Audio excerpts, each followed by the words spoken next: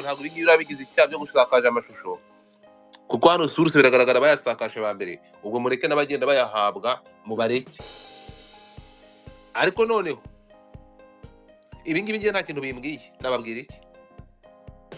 Kuko naje byampaye isomo, naje gusanga ntazongera kwica umugongo ndwana ngo ndashaka kwemeza umukobwa. Umukobwa rero ngo ziri icupa rya Heineken ryose rikamurigitamo, uwo ngo dufata rekada. Umukobwa arishyiramo icupa rya Heineken, my friend, ryose rikamurigitamo, mugenzi ari gukoma amashyi.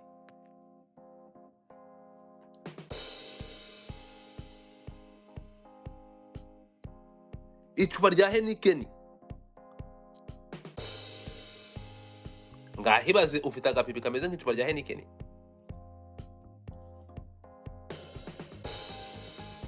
Nkayoberwa impamvu uyu muginga yagendaga asebya umujene umwe ntari buvuge izina rye, avuga ko ari Mr Head adafite agapipi kamurongora. Waba wirongoza icupa rya Heineken ukabona umugabo ukurongora yakurongoza ikiri gitsina? Naho twari amabuye, twari amatafari.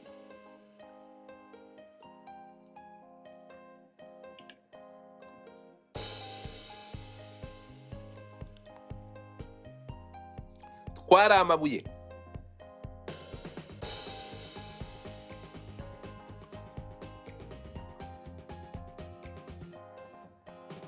So ibi ngibi ntekereza ko bifite inzego zibishinzwe bari buze kubikurikirana. Ibi ngibi baraza kubikurikirana, I know it very well.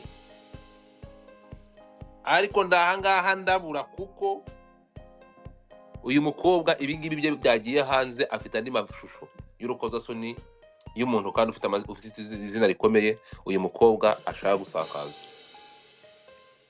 yatangiye gushaka kuyasakaza mu mezi anashize. Yegera umuntu umwe akunda cyangwa yashaka kugira ngo bamenyane, amutwarira uyu mwanda. Uyu muntu arabyamagana, ahita ntuma kuri nyir'ubwite mugezeho arabisuzugura, none amashusho agiye kujya hanze. Emery we nta kintu afite ahomba, uyu mubebi nta kintu afite ahomba, my friend. Nakurikiye amakuru ye. Uyu mukobwa w'inyamata, uyu ni umudamu, ni umufiyemere. Uyu nguyu yabanje kujya kudandaza amagara Dubai. She has nothing to lose. Urumva?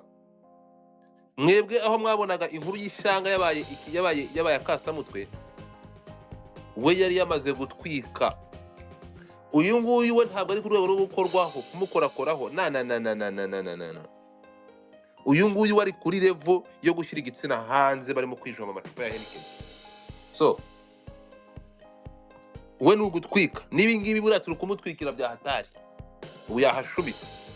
Ariko reka tumubwire, cyangwa mumurabure mubwire ngo ibi biboro by'uyu mutipe agiye gushyira hanze, aba bantu cyane, umutipe n'umukobwa, nabonye akundana n'abakobwa bagenzi be, reka gutya kugira ngo byorohe. This girl ni akasamutwe. Ejo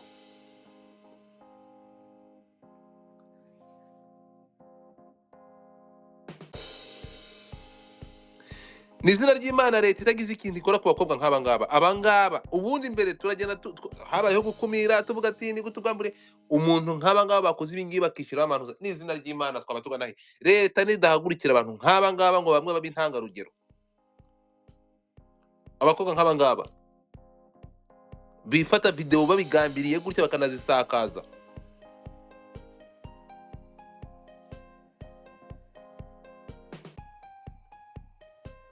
I'm telling you,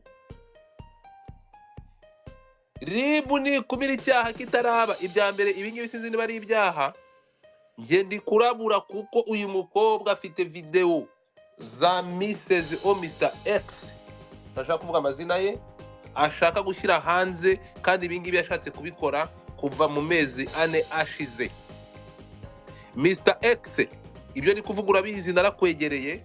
Mr. Y, urabizi, wampaye ubutumwa bugeze kwa Mr. X. Uyu mukobwa akimara kuza kukura muri Kigali Universe, akubwira ko ashaka, niba ushaka kurangiza Mr. X yaguha ubu bwambure. I mean, wamuha uburenganzira kuko agukunda. Ibyo ngibyo urabizi. Uyu mukobwa rero, rib, uyu mukobwa afite umuntu umwe ufite izina, yafashe ubwambure bwe ashaka guta ibyapa. Turi kujyana, turi kumwe. So ntabwo mfite ikindi cyo kurenzaho.